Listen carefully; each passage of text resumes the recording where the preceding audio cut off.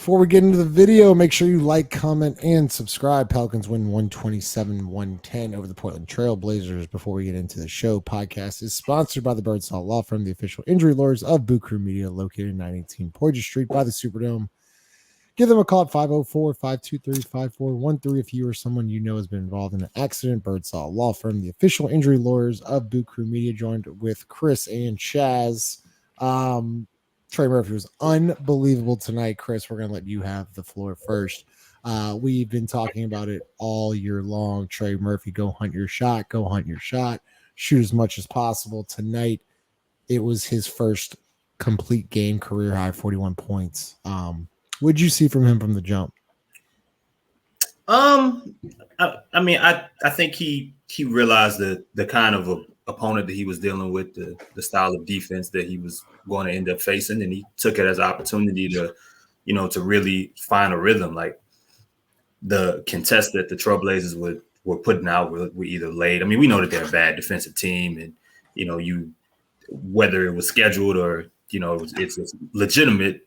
Once Dame is out, this isn't the same Blazers team from an energy standpoint that maybe showed up and beat the Pelicans, beat a healthy Pelicans, if I'm correct, earlier in the year. So I just think Trey took advantage of the moment. He took advantage of the matchup, and I mean, I'd say this is the best shooting game, the best. And you can even see defensively, like continuing to really put complete games together. But from a shooting perspective, probably the best game since that Dallas game to begin the year, where he had like 8 in a row, I think, or something like that. Good game. He kept putting them up, man. He deserved to, have his moment. Gave the people at home a show. Gave the people that pulled up a good night. 41, man. Shout out to Trey putting in the work. Yeah, Chaz, something I thought was really cool. It was like a 30-something point game to start the fourth quarter, and you saw that the team made a valiant effort. I think the first play of the fourth quarter, they ran a set for Trey, missed a 3-ball, and then like right down, I think Najee went right back to Trey to get his 40-burger. I thought that was a really cool moment, the team pulling for Trey Murphy to get his first 40-point career game. But, we talk about Trey all the time about how he should shoot more. I think tonight, I mean, I haven't looked at the stats, but I haven't looked at the season stats, but he had 14 3-point attempts tonight. That's the stuff we want to see every game. He's that good of a shooter. He went 9 of 14 from deep. Yeah, and it's not just shooting, the types of shots he was taking, right? Contested jumpers, attacking closeouts well, finishing at the rim, finishing through contact, going, to the line, knocking down his free throws. You got a guy like Trey who's such an incredible free throw shooter. You want to see him try to, and he's such a great athlete, you want to see him kind of, attack the rim and try to finish over defenders and use his athletic gifts and get to the line and knock down free throws. This era of basketball, you're not going to win taking a lot of difficult 2-point shots. This is you got to be attacking downhill or killing them from behind the arc. And I think Trey, at his best, can do both because he's such a tall, lengthy, athletic guy. And when he uses that to his advantage and he's able to use his size and his length to rise above defenders and shoot the 3 and knock down those contested jumpers, I think it's great. Even last game, he had an incredible crossover, but he passed the ball. But I was like, oh wow, all right, I never saw that from you before. Like it was really the process, regardless of the result. The process has been good for Trey post All-Star break, in my opinion. I'm glad you said that because you have noticed him more taking defenders off the dribble. Now it's happening once or twice a game, but as you said, it's a slow build.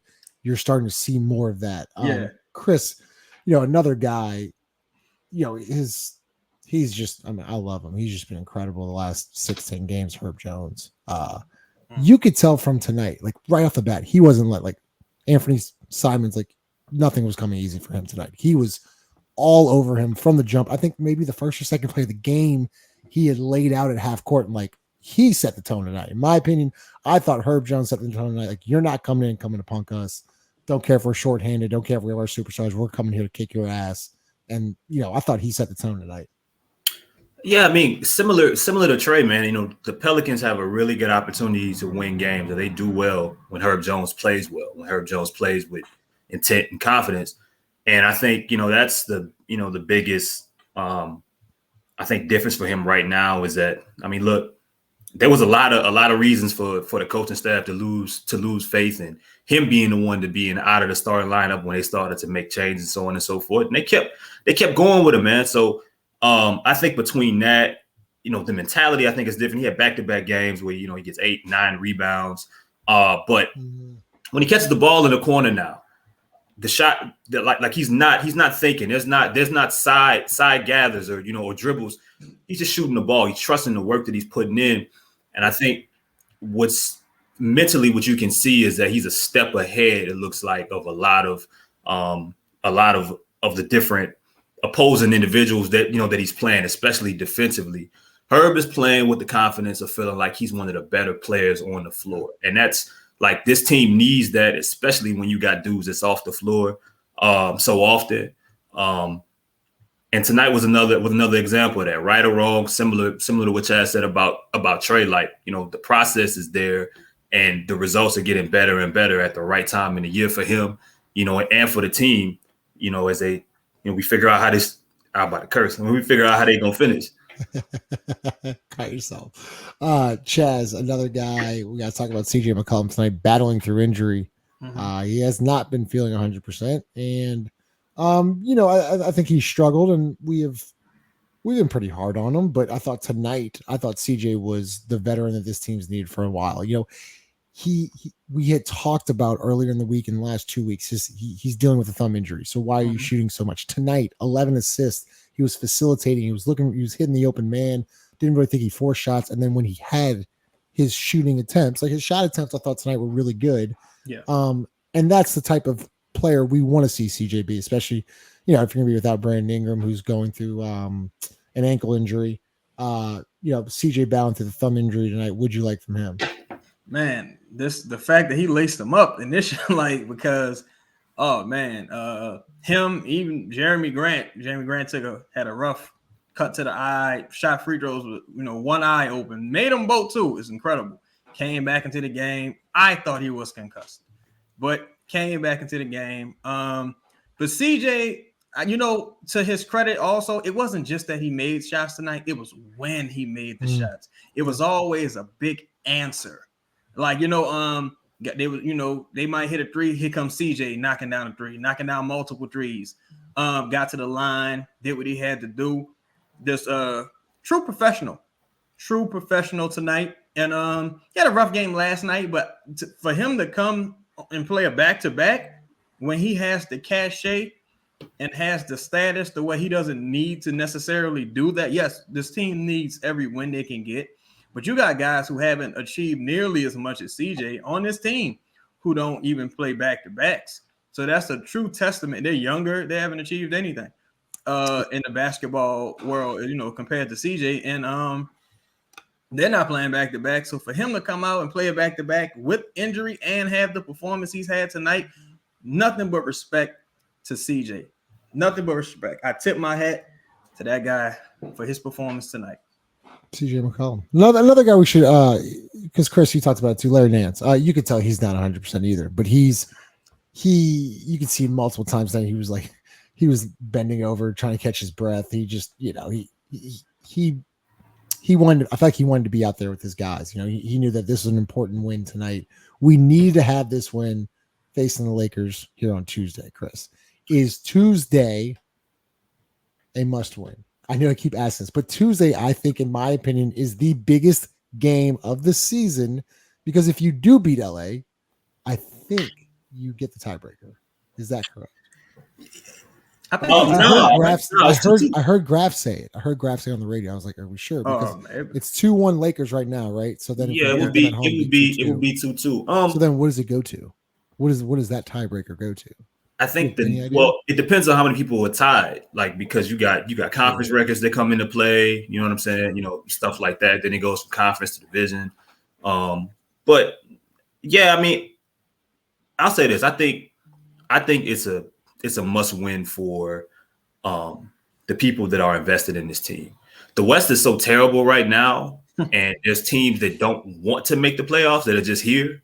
They don't even want to be. They don't want to make the play. And like the Thunder came out, I think like a week ago and said, we're monitoring SGA's minutes the rest of the way. You in the thick of a playing race. You don't want to be like they don't want to end up being here. Dame goes from probable to to out tonight. They we see like what's happening here. I think for a lot of teams, Utah might be one of those situations. But I think, man, you look at everything in which this team, like every Lakers game is important for a bunch of different reasons. But where you're at right now with tiebreakers, and so you're in the 11th seed. Any win against these teams that you're going against from the 6th spot up are must wins, and it's going to be a playoff intensity type of game where you're going to need your best players. And listen, I mean, the Lakers are playing really good basketball right now to go with that. So I think for the fan base, the people that are tying themselves, invested into this thing, they need to see the Pelicans come out and beat a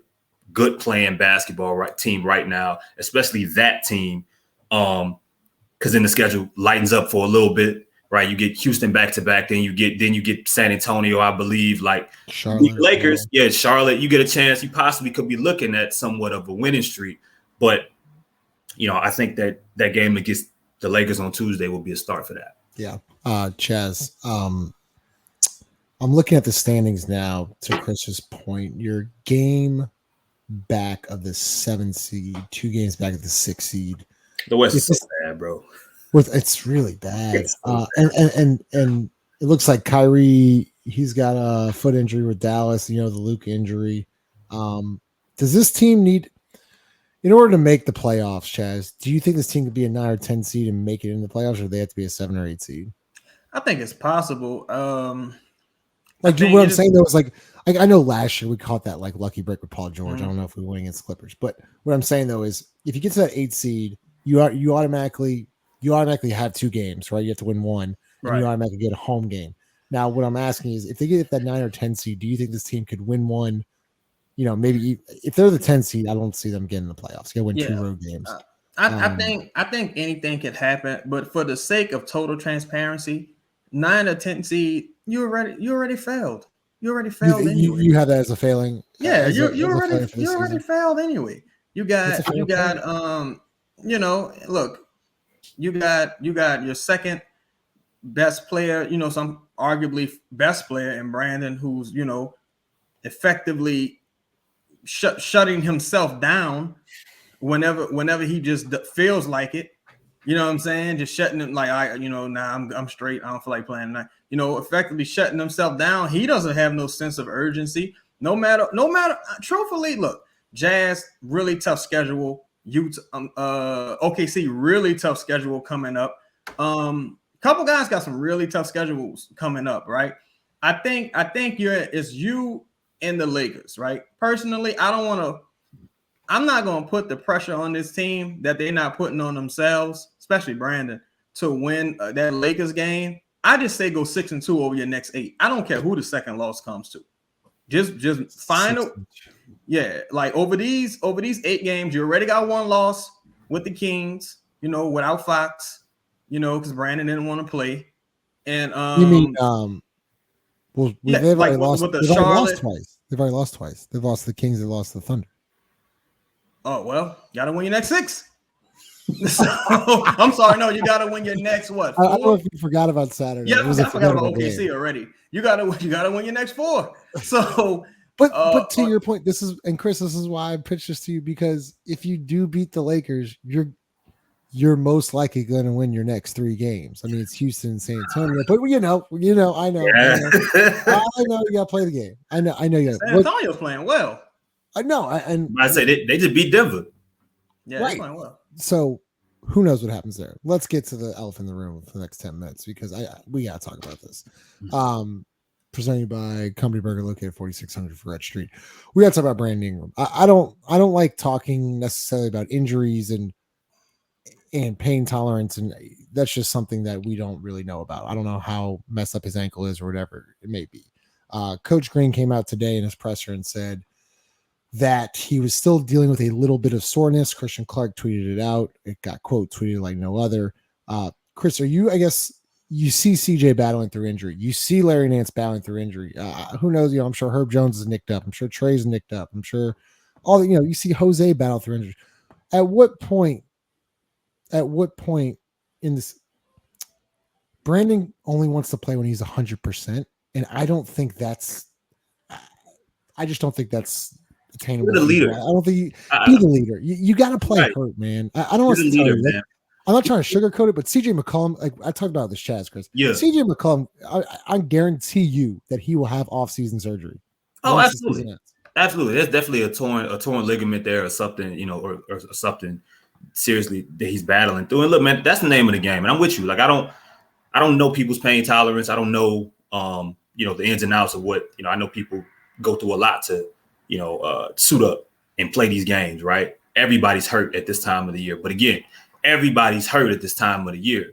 And the issue here, man, that I have with it is that end of the day, man, like Brandon's the leader. He's the leader of the team. So even from an optics standpoint, like Larry played 8 minutes? He shouldn't have played 1 minute. If you really keeping it 100, he shouldn't have been out there at all. His ankle ain't ready. His ankle's not right. He was fouling just based off the fact that he could not move, once someone drove past him the way he's comfortably or typically doing so. That's just it's part of the game. He limped back to the sideline, and then you see him join in the third quarter. But at this stretch of the year, where everybody knows how important this homestand is, Chaz mentioned the rest of these next 6 games, so on and so forth. And we could talk about the Laker game and so on and so forth. But we knew that the homestand itself was important. Brandon knows that the homestand is important. Mm-hmm. It was now or never. And going from here is now or never. Brandon mentioned before the All-Star break, like, I feel like we play better when everything's on the line. When we truthfully, I'm paraphrasing, but it was something there. Well, everything is on the line. Every game is on the line. That Thunder game that was lost yesterday could have been totally different if you were out there. I don't know how injured he is, but I will say that watching a guy like Larry go out there on one leg, watching CJ adjust his thumb after every shot, and if you're not even seeing Brandon go out there to give it a go in these important games, sucks, man, because people are out there. Look, if the Pelicans move to Wyoming tomorrow, I probably will not be a fan. If they are the New Mexico Pelicans, it's not going to hit the same. It has New Orleans on it. That's the reason I'm invested. Then people are in there paying money they don't have to be out there and watch a team go out there and leave it out there on the line. And even if that means a 70%, 85%, 60%, 90%, as the leader, this is what comes with the bill. Getting paid that much, unfortunately, this is what comes with that bill.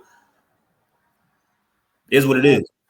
Well said, because Brandon at 70% is still better than a lot of these players at 100%. That's where I'm at. Even a decoy. And once again, I don't know the extent of the injury. Tweak the ankle, roll the ankle, whatever you want to do. I mean, Chaz, and let you have it here. I listen, and Chaz, you've been somewhat harsh on Brandon and his leadership skills and play and etc. But in my opinion, I think eventually, especially in a playoff race, man, where every game matters now, you got to suit up and play. And that's another guy, Chris, I didn't mention, JV. I mean, how many times do you see that dude limping and he's bound through injury too, man? Like, very solid game from JV tonight. Let me add a correction. I was thinking about the initial Kings game that he set out on the back-to-back that the Pelicans won. So here's my thing with Brandon. Just for the sake of fairness, he did sustain some type of ankle injury against the Kings, right? But also in the interest of fairness, even when Brandon is 100%, some nights Brandon just ain't good. Brandon, like I could see if every night he was 100%, he was just like a top 15, top 10 player. No, most nights Brandon is the second or third best player on the floor when healthy. In that Kings game prior to his injury, Brandon was not good. Brandon was not good at all in that Kings game.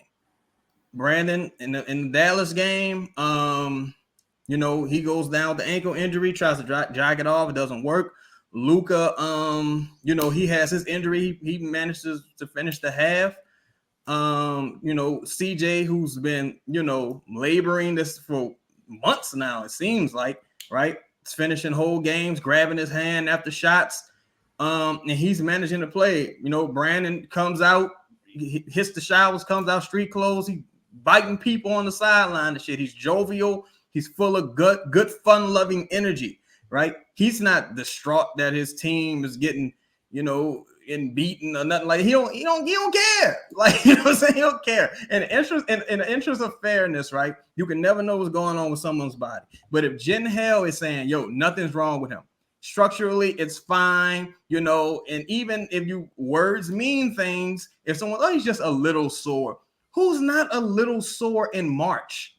It's March. Like, dude, like, come on. Like, and again, even Brandon's style of play, Brandon isn't some shifty, crafty, explosive guy. Like, come on, man. You can't even go out there and say, all right, I'm just going to spot up tonight. I'm just going to be a decoy, spot up, do a little facilitating. Like, Luka looks like a seal. Luka looks like a bag of potato salad.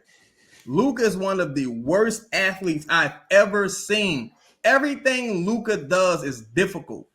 Like, when Luka runs and does everything, he does not look like a healthy person. I don't even know if he's injured. That's just how he looks most days and nights, right? And he still manages to go out there most nights, put forth an incredible effort, win, lose, or draw, whatever. But it's like, Brandon, come on. At some point, you have to stop waiting on a guy's potential. You know what I'm saying? You're not a three-point threat. You're not a guy who's going to attack the rim. You can't even win with that brand of basketball. Like him taking these tough contested tough contested twos. It's just an ugly brand of basketball when he is available. It's just like, come on, let's stop this charade. Get him off the team. Get this man off the team. Clip this moment. Production, clip this moment. Get Brandon off the team, man. Just get him off the team. All right, hold up. So, first off, Brandon's in my opinion, top 15 when healthy. He's a top 15, 20 offensive player. You would have to tell me 19 to 20 players that Brandon's head and shoulders better than on every given night. I mean, I got to disagree with that, but I'll disagree with you off camera too. Okay. I'll talk about that because I want to bring up this like the last point, Chris, and let Chaz get in here too, because what kind of message does it send to the team, right? On a back-to-back, need the win at home. CJ's banged up, JV's banged up, etc. like that. What kind of message? Like, I guess the tweet from Christian Clark kind of threw me off tonight. With he's a little sore. What kind of message is that sending the team that he's not going to suit up tonight? Do you think it's a negative impact? I mean, do people care? Do people not care? Because it seems pretty likable. I can only go off the fact that the people that you talk to tell you that he's the leader of that team. The last article that Will Guillory dropped about BI talked about him being the leader of the team. We watched what he did last year. If I watch my leader, my so-called leader,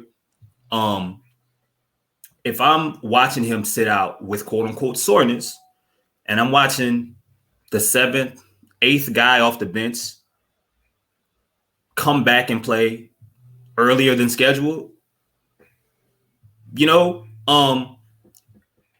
again, like you can't question what you don't know in regards to injuries, right? But if you sprained your ankle and you're not in the boot, it's a you running and jumping around, huh? You running and jumping around. Yeah. I mean, when Trey, we see you working out before the game. It just looks bad, and that's my thing. It's like if I'm in BI's corner, if I'm one of his partners, like, bro, this don't look right. Like I don't care about none of this. Like that just doesn't look good because I'm watching someone limp out there. I'm watching someone with one hand night to night give you everything that he has on both sides of the floor. Whatever CJ has, even if it's not pretty all the time, He's giving you pretty much everything he has right now. Brandon, you are the leader. Without Zion, you are the best player on this team.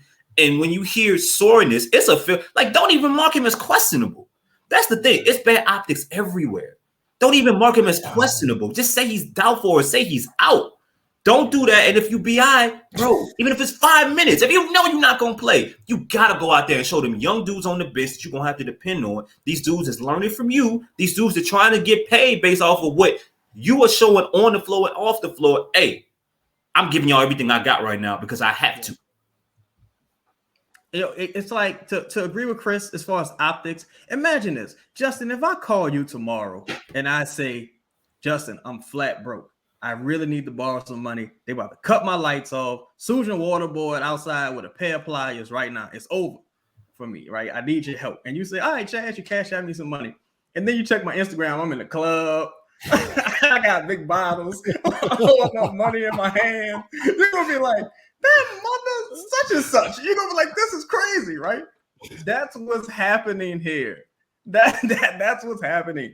And it's to the point where it's like, all right, cool. Bro, if it's in November, whatever, right? You know, if it's in November, it's annoying, but it's like, whatever. We're in the thick of things. We aren't comfortably seated anywhere. The Pelicans are the 11th seed right now. If the season ended today, everyone's going fishing. You going on vacation anyway, bro. Just hold on for a second. You know, it's frustrating. It's frustrating. It's entirely frustrating, and it's not an isolated incident. It's not an isolated incident. And without us knowing the full extent of the injury, I think if we at least had, from what we do know, I think we can at least come to the conclusion that, you know, he has the final say. I want to throw the medical staff at least a little bit of bail here and say, yo, everything isn't the medical staff's fault. Everything isn't the medical staff being overly precautious. Sometimes guys just don't want to play. Sometimes that's what it is. I don't think this medical staff gave Larry Nance the go-ahead. I don't think this medical staff told CJ McCollum he's fine.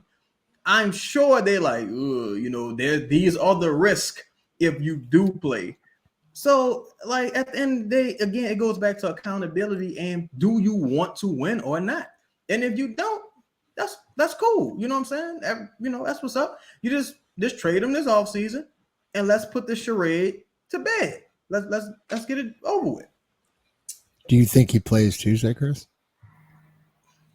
That's sad. You have to think about it. That's really sad. You got to think about it. Well, here's the problem with that because I've heard that he's playing Tuesday, and I heard that like Saturday. Why would you hear that Saturday then? Exactly.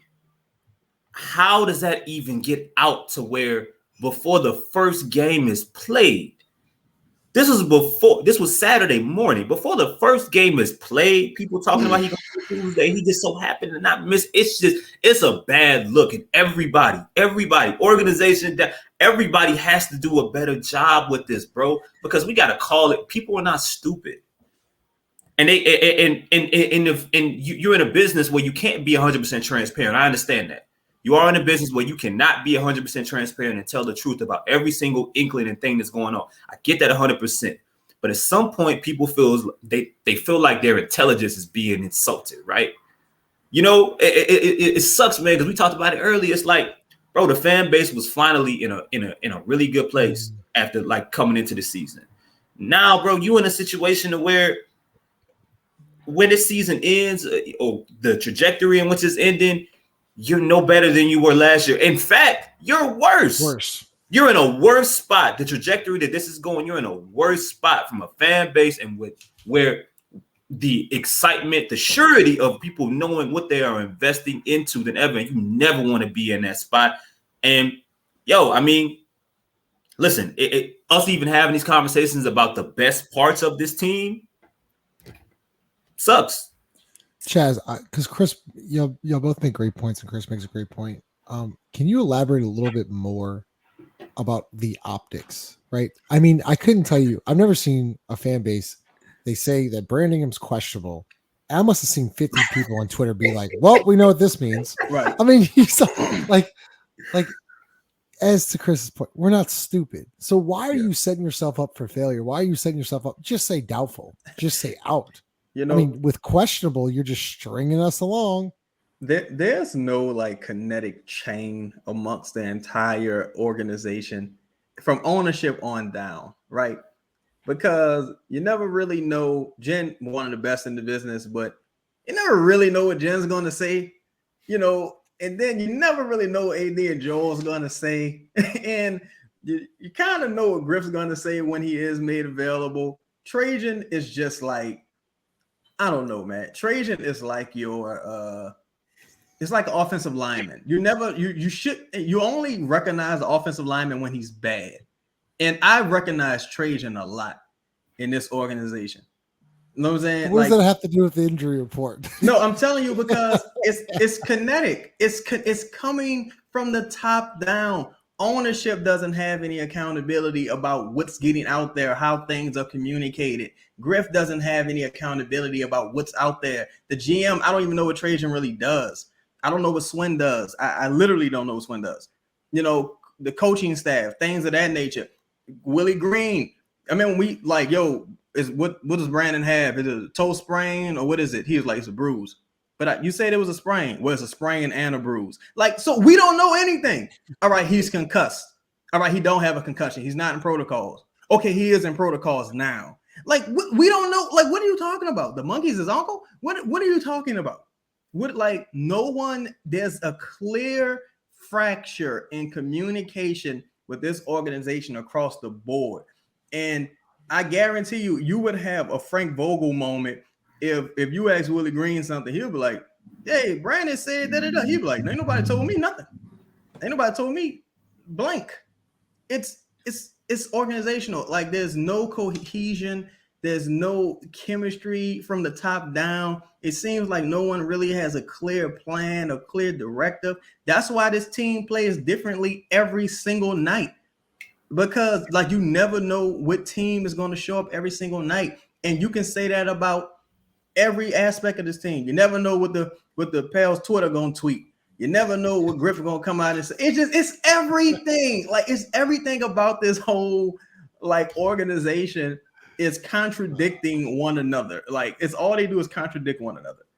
Well, good. Go ahead, Justin. Because listen, we here now. I mean, it is what it is. Just let it run. We passed 30 now. You gonna be able to get the fourth quarter. Look, you go catch the fourth quarter. I promise. Look, man, here it's bro. Like, and people are gonna get in the comments, and it's like, well, we won the game. Well, that's great, but Portland's a terrible team. Portland is a terrible defensive team, and without Dame, they are a high school basketball team. They are really bad.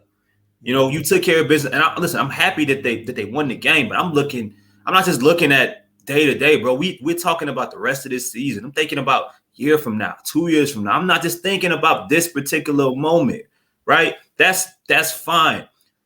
We're also speaking about this Thunder game, which you've given the Thunder pretty like competitive games. If I remember, for every time you've played them until yesterday, and it was the perfect time for your star to show up, to at least go out there and try. Magnitude of the moment, opponent, situation, whatever. Because guess what? SGA set out tonight. He knew all right, if I gotta play, it gotta be Saturday. Like, bro, it's tough because you are, at the end of the day, the Pelicans are a business. They're an organization. And there are just things looking at as a fan, as a content creator, as an observer that just don't make sense. That can't be explained from time to time. And yes, that brings frustration. And that's okay.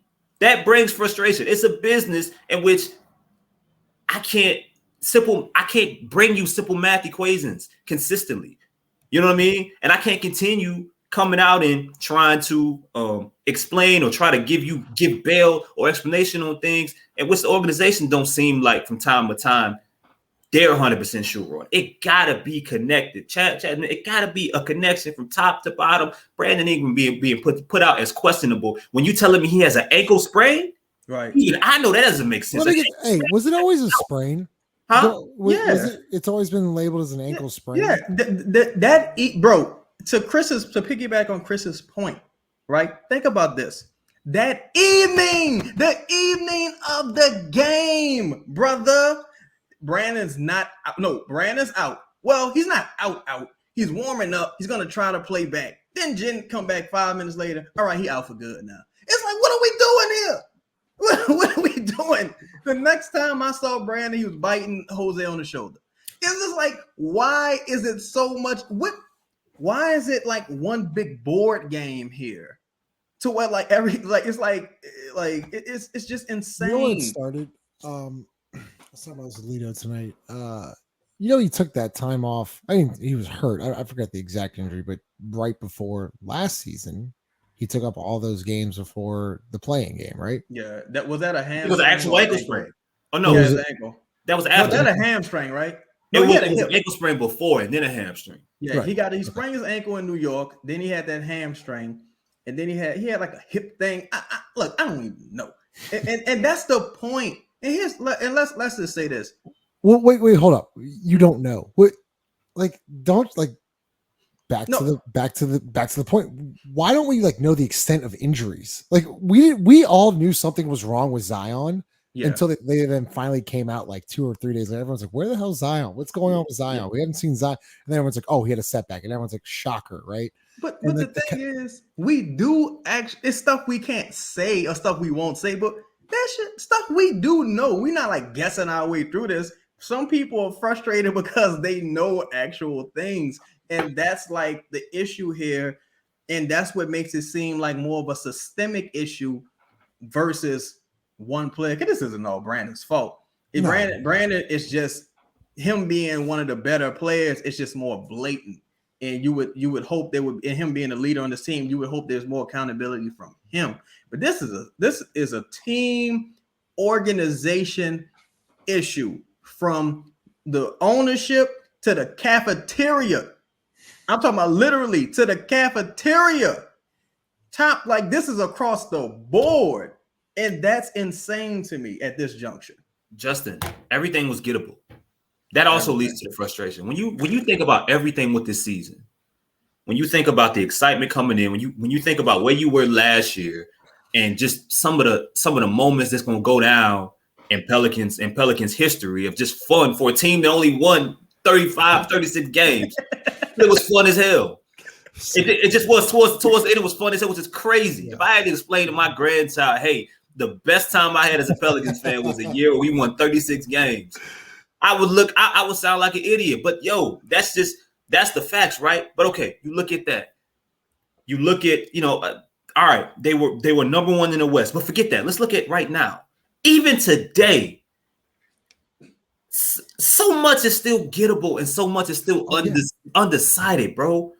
Yeah. Undecided. The third team in the West doesn't know when their star point guard is coming back to play basketball. The number 2 team in the West are the Sacramento Kings. And the number 1 team in the West, no one's scared of. They haven't made the playoffs since, I don't know, since before the first iPhone came out. Shout out to Grub. Man. The Nuggets have lost 3 straight. Everything is gettable. You just needed to be bad. If you were just bad, you would be like the 4th or 5th seed. Bro, especially with the start they got. Yeah, you managed to be terrible. You managed to be god awful somehow. How did you pull this off? We don't want this team to fail, bro. We do not. We do not want this team to fail. I do not wake up and say, "Oh, they lose today." I don't. Number 2 is the Kings. We all know the Kings, right? Number 3, Jaws, obviously out. We don't know when. Number 4, Phoenix. KD, just who knows with KD, right? Keep going. Number 5, Clippers. They're who knows? Right? Who knows? They could be really good. Then Kawhi, PG, Westbrook. Who knows? You're not done. Keep going. Golden State 6 is literally the worst road record and stuff in the history of the NBA for a defending champion team. The Timberwolves are the Timberwolves. Mavericks are hurt. The Lakers, then the Jazz and the Pelicans. I mean, that's what I'm saying. If you make the playoffs and then you somehow get Zion back, this thing can still be something. But your superstar, I know, guys. You can't do it without this stretch, and that goes into it. Well, I know that's why you got to play. You got to play. Right. You have to. It's the only way you see Zion again. Yeah. It's the only truthful way. Can I see this one more thing we'll get up? People are like, well, you're focusing on Brandon. Why don't y'all focus on Zion? Sure. All of it sucks. All of it sucks at the fact that your top two guys are always hurt. 100%. We do focus on Zion. We focused on Zion for a whole season last year. We focus on Zion possibly not being a part of this core, assuming he would not be a Pelican again. We went through so many different levels. Zion got a whole year. We focused on Zion to start this season. Yeah, even then, Zion helped get this team to first in the West while Brandon was out. Zion was doing generational things and looked like an MVP candidate for a stretch. It's different. Unfortunately, it's a small glimpse, small window. It's different. Sure, Brandon got this team to 6 games in a Western Conference playoff race, and in the first round, 100%. But we're not like you're not pivoting off. Like if it sucks, it sucks. No matter what, bro. I'm not piggyback. All right, now Zion. No, it's a complete failure. You can't. There's not one person you can blame because this show ain't about just blaming Brandon. Yeah, it's a complete failure. I think for me, again, it's like when they are available, one guy is the better player. And for me personally, look, I'll trade anyone on the team. I'm loyal to the front of the jersey. I don't care about the name on the back as far as, holding some type of sentimental value. I wish all of these players success in whatever they do, right? Health and wealth and success. But as it pertains to the results, Zion is the better player. Someone posed a question today. Oh, how would this team have question? Is that like a question from Brandon and Zion who's a better player? Absolutely. I love Brandon. Brandon's my guy, but I mean it's absolutely a question, right? And someone posed a question today. Shout out to him. They was like, shout out to Kai. He was like, where would this team be if Brandon was healthy all season? And I said 7 wins worse than they are now. Because if you didn't, like he said, healthy all season worse with no Zion. And I was like, 7 wins worse than you are now. Like, he's just not that caliber of player. If he was a better player, he could get away with a lot more. He would have enough rope for you to say, well, when he does play, he's one of the best players I've ever seen. No, that's just not the case in my opinion. And as far as if we keeping it a total buck here, Zion hurt for real. Zion's injury is significant, and it's been significant since it was initially announced. A lot of people, I mean, we know, but a lot of people didn't pay attention to the Woj tweet. So it was like, yo, this is not a mild injury. This is a significant injury, right?